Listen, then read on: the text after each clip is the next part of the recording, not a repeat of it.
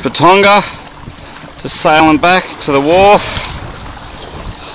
after fishing out near Lion Island.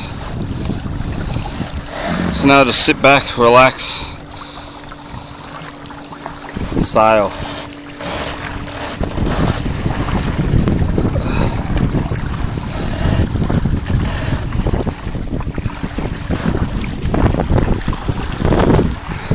V-sail, Patonga Beach. Big storm coming. There's Lion Island out there.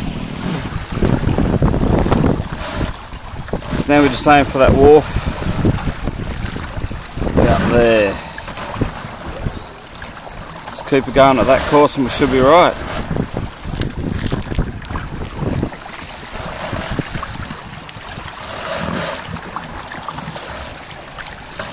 It's been about 15 minutes since I paddled.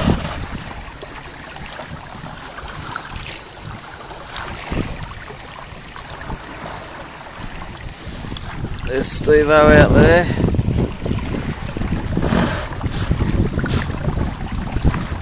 V-sail, $20. An old tent, $5 worth of conduit, and a few bucks worth of odds and sods.